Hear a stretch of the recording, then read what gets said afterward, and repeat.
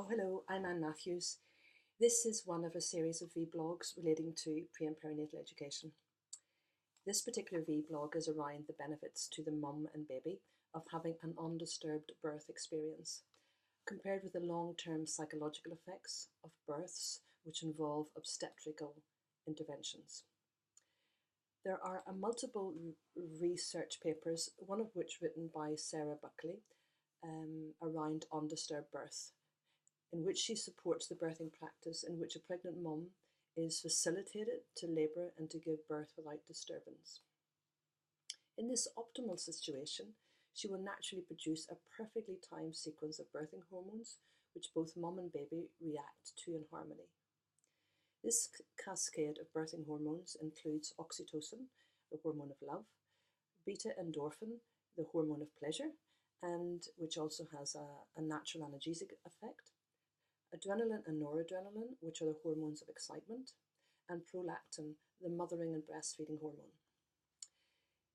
In the text by Davis Floyd, Birth Models at Work, models of maternity care that increase the chances of an undisturbed birth result in better outcomes for the mum and baby dyad during birth, which leads to easier bonding and attachment as skin-to-skin and breastfeeding can be established readily.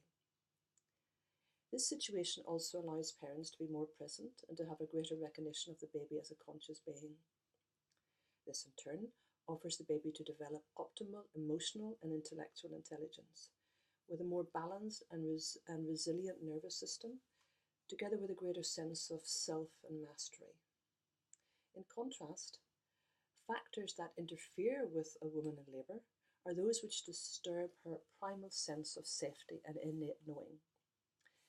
The impact of obstetric practices, for example, involving procedural observations and monitoring of women during pregnancy and birth, can cause a gradual disempowering experience for women. A pregnant woman can perceive that this is an invasion of her body and social boundaries at a time of significant emotional vulnerability. Obstetric interventions can often have a sequential effect following induction of labour and augmentation of the progress of labour, resulting in an assisted delivery, for example, or emergency section, and often a failure to establish breastfeeding. William Emerson, in his paper on birth trauma, discusses the validity of birth memories and the impact that their pathology has on all aspects of a person's relationships. For example, how a person relates to money, food, self and others. He explains that our recapitulation styles, in which we unconsciously recreate past events and traumatic experience in our current lives. Birth is one of the most profound experiences, which often can be traumatic, and that we have because we experience that event. It resides in our nervous system. This subsequently can cause an unconscious activation or triggering of these past events that reside in our system in how we live and react to stressful situations in our current lives. Thank you for listening.